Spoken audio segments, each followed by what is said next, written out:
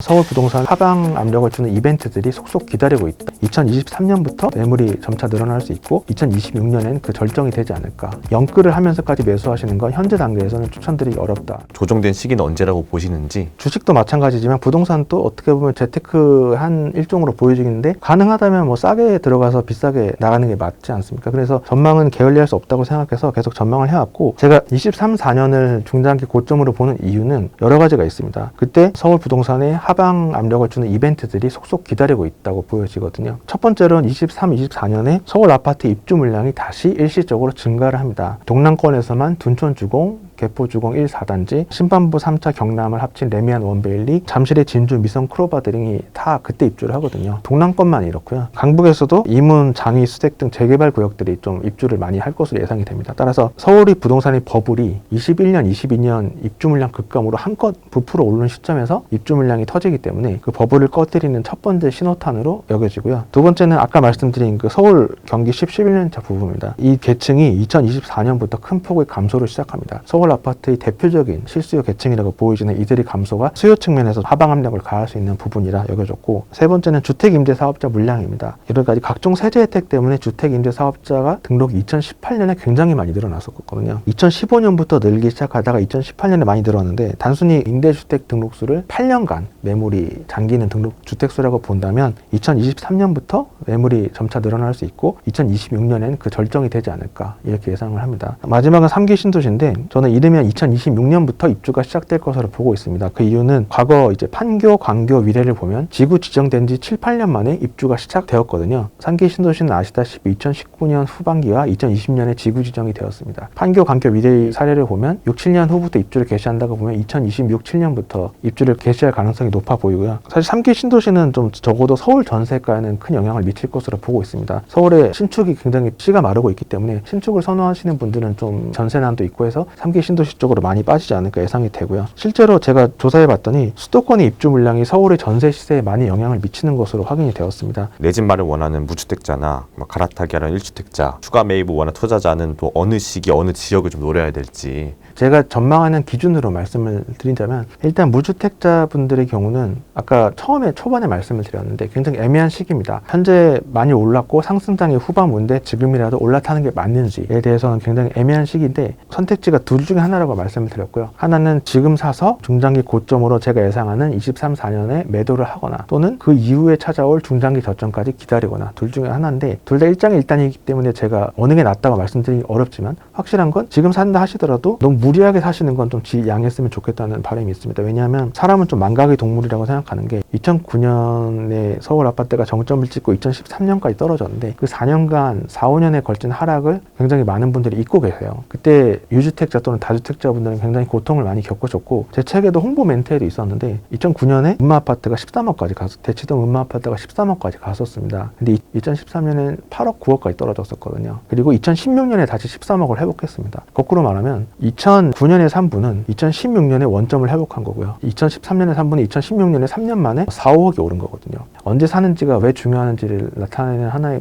어떻게 보면 극단적인 사례지만 좀 이 중요한지를 보여주는 사례라 생각되고요. 지금 그 정도 고점 아니더라도 상당히 많이 올라온 상태이기 때문에 상승 여력은 더 있으나 연끌을 하면서까지 매수하시는 건 현재 단계에서는 추천드리기 어렵다는 말씀을 드리고 싶고, 1주택자는 소위 말하는 계속 버티기 전략이 유효하다고 생각되는데 갈아타기를 하기에는 좀 애매해졌습니다. 왜냐하면 지금 양도세가 많이 높아졌고 취득세도 작은 수준이 아니기 때문에 갈아타기는 웬만한 여건이 되고 상급지가 아니면은 갈아타기는 서울의 경우는 당분간은 좀 힘들다. 다만 본인이 갖고 계신 주택도 당분간은 상승 여력이 있기 때문에 그런 상승장을 좀 누리시면서 중장기 고점 때 갈아타는 걸 검토해 보실 필요는 있을 것 같고요. 다주택자분들은 개인적으로 저는 23, 4년까지는 조금씩 덩치를 줄이실 필요가 있지 않나 생각합니다. 특히 종부세가 2021년, 22년, 23, 5년까지 굉장히 큰 폭으로 늘기 때문에 이 부분은 전월세로 전가시키면 되지 않겠냐라고 생각하는 분들이 계실지 모르겠으나, 제가 생각하는 전세난은 23, 4년에 어느 정도 완화가 되기 때문에 21, 2년까지는 다주택자분들이 종부세 상승분을 전월세 인상 이상으로 만회하실 수 있을지 모르겠으나 23, 4년부터는 그 부분도 되게 어렵게 여겨지고요. 따라서 몸집을 조금씩 줄여나가는 게 리스크 관리 차원에서 필요하지 않나 이렇게 생각합니다. 그럼 이제 구체적으로 올해 주목해야 하는 지역은 좀 어떻게? 2020년을 돌아보면 서울과 지방의 갭 메우기가 어느 정도 이루어졌다고 생각하거든요. 그렇기 때문에 2021년은 다시 서울과 지방의 디커플링이 진행될 가능성이 있다고 생각됩니다. 왜냐하면 첫 번째는 이제 지방이 그동안 급등을 해서 서울 대비 저평가 메리트가 많이 사라졌거든요. 저평가된 메리트가 사라졌고 또 조정 대상 지역이 굉장히 확대됐기 때문에 서울과 지방의 투자 지도라고 해야 되나요? 운동장이 평평해지는 효과가 좀 예상이 됩니다. 또 하나는 이제 지방에 올 2020년 하반기에 투자 수요가 대거 유입되면서 다시 이제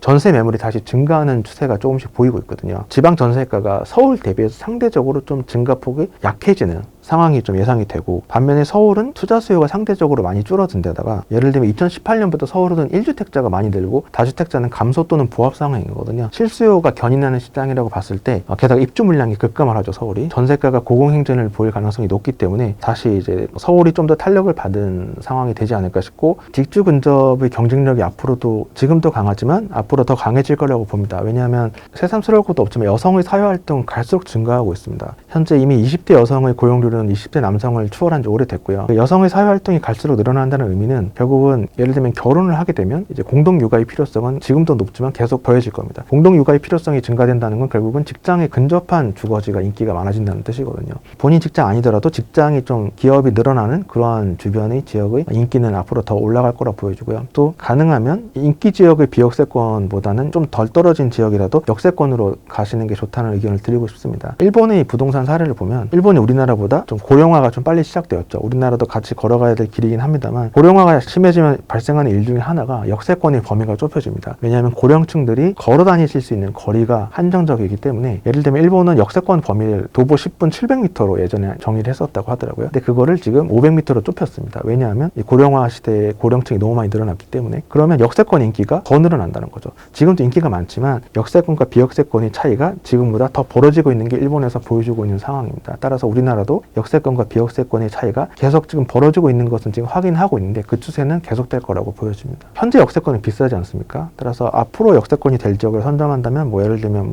이미 착공을 한 노선들, GTX-A나 신안산선 이렇게 착공을 주요 업무지구로 접근성이 뛰어난 착공이 된 노선이라면 그 노선의 역세권 단지가 될 곳들을 노려보시는 게 필요하다고 생각합니다. 또 수도권에서는 제가 자주 눈여겨보는 건 일자리가 늘어나는 지역, 다만 이제 판교를 늘 눈여겨봤는데 이번 코로나 사태 때문에 이 재택근무 풍토가 많이 조성이 되면서 그런 부분에서는 이제 판교가 계속 성장하다가 2021년에는 코로나가 끝나기 전까지는 상대적인 이점이 약간 희석될 것 같고, 다만 송도가 입주 물량이 이제 많이 입주가 돼서 입주 물량이 앞으로 감소를 할 거고, 그 다음에 여러 가지 바이오 같은 기업들이 계속 입주하거나 또는 입주 기업들이 덩치를 키워가고 있기 때문에 그런 측면에서는 송도도 상대적으로 유망해 보이는 지역이라고 수도권에서는 보고 있습니다. 지방은 좀 어떻게 보시나요? 좋은 곳을 얘기를 해보자면 제가 판단해 봤을 때 지방 중에서도 유동성이 앞으로도 계속 강하기 때문에 지방도 당분간 상승장을 할 것이라 보이지만 그 안에서도 또 좀 더 좋게 보여진 건 부산이었습니다. 왜냐하면 부산이 가장 좋게 보였던 이유는 주택구입 부담 지수가 과거 중장기 평균과 비교했을 때 6대 광역시 중에 두세 번째로 낮았고요. 낮게 저평가가 돼 있었다는 점이고, 두 번째는 인허가 물량이 굉장히 줄고 있습니다. 인허가 물량이 줄고 있다는 것은 4, 5년 뒤 입주 물량이 줄어들 것을 시사를 하고 있거든요. 6개 광역시 중에 부산의 인허가 물량 감소폭이 좀 가장 컸다는 점이 좀 앞으로의 중장기 물량 부담 측면에서 자유롭다는 점을 시사를 하고 있고, 세 번째는 10억 이상 금융자산 보유자의 수를 좀 계속 추적을 해봤는데 10억 이상 금융자산 보유자의 비중이 가장 빨리 늘어나는 곳은 경기도와 서울이었습니다. 6대 광역시나 지방은 상대적으로 전국에서 차지하는 비중은 줄고 있었는데 유일하게 늘고 있는 곳이 이제 부산이랑 인천이었거든요. 현금 부자가 많다는 것은 아무래도 주택 구입을 여력에 있는 분들이 많아지고 있다는 것이기 때문에 그런 주택 구입 부담 여력 측면에서 보더라도 현금 부자가 늘어나고 있는 부산과 인천이 상대적으로 광역시 중에서는 좀 눈여겨볼 만한 부분이라고 생각되고요. 광역시 외의 곳은 중단기적으로는 조금 조심하셔야 될 필요가 있다고 생각합니다. 자꾸 일본의 예를 드는데요. 왜냐하면 일본이 내국인 인구 감소가 이미 2011년부터 본격화되었고 우리나라도 2020년에 시작이 되었습니다. 인구 감소가 시작되면 주로 더 핵심지로 몰리게 되거든요. 제가 자주 이야기하는 이론인데 호수의 저수지에 이제 가뭄이 들이닥칩니다. 그러면 저수지 가장자리에 있는 물고기들은 그 가뭄이 닥치면 그 웅덩이에 갇혀서 못 도망쳐서 죽게 되는 경우가 있는데, 이런 경우를 보면은 물고기들이 지능이 있다는 전자에선 더 호수의 중앙, 부동산으로 지금 핵심지로 몰리게 되거든요. 똑같은 현상이 일본에서도 발생을 하고 있습니다. 좀 더 역세권, 좀 더 인프라가 있는 곳으로 몰려드는 상황이 지금 발생하고 있고, 우리나라도 인구 감소가 시작되었기 때문에 그 현상이 가속화되리라고 봤을 때 당연히 대한민국의 핵심지라면 서울, 수도권으로 가는 노력이 필요하고, 각 지방에서는 해당 지방의 핵심지라고 할 수 있는 광역시로 접근하는 시도가 계속 필요하다고 생각하는 이유가 이런 게 되겠습니다. 이상 치코노미 TV였습니다. 감사합니다. 감사합니다.